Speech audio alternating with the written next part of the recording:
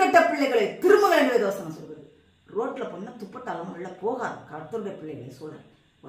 உலக பிரகாரமான வாழ்ற மக்கள்கிட்ட நாங்க சொல்றது கிடையாது. ஏன் அப்படின்னு அவங்க முதல்ல வச்சுக்கப்பட்டு ஆண்டவருக்குள்ள வந்ததுக்கு அப்புறம் நம்ம உங்களுக்கு சொல்லிக்கிறோம். இப்ப கர்த்தருடைய பிள்ளைகளுக்கு தான் வேதவசனம் எழுதப்பட்டு கொடுத்தப்பட்டு ரொம்ப கேர்ஃபுல்லா அந்த மனம் தருங்க. கனி கொடுக்குற வாழ்க்கை வாழுங்க. பேசித்திறமை வாழாதீங்க. அடுத்தவங்களுக்கு இச்சை தூண்டுற மாதிரி வாழாதீங்க. விபச்சார எண்ணங்களை தூண்டுற மாதிரி வாழாதீங்க. கேர்ஃபுல்லா இருந்து மனம் திரும்புங்க. கர்த்தர் சீக்கிரம் வரப்போகிறார். எல்லாம் நடந்தாச்சு. சீக்கிரம் ஆண்டவர் வரப்போகிறார். கேர்ஃபுல்லா இருங்க. துப்பட்டா போடாமல் வெளில போகாதீங்க. இன்றைக்கு நான் உங்களுக்கு சொல்லிக் கொடுக்குறேன். துப்பட்டா போடாமல் நீ வெளியில போனீங்கன்னா அடுத்தவன் விபச்சாரம் செய்ய பண்ணுகிறோம். நான் இருக்கிறேன். உன்னோடு அவன் விபச்சாரம் செய்து ஆயிற்று என்று வேதவசனம் சொல்கிறது. கவனமா விபச்சாரம் செய்கிறவர்களை மட்டும் விபச்சாரம் என்று சொல்ல முடியாது. நீ இப்படி துணி போட்டுட்டு போனீங்கன்னா நீயும் அப்படிப்பட்டவர் தான். கேர்ஃபுல்லா மனம் திரும்ப. கர்த்தர் சீக்கிரம் வரப்போகிறார். அவன் கிரியைக்கு தக்க பிறகு அவன் அவரோடு கூட வருகிறது.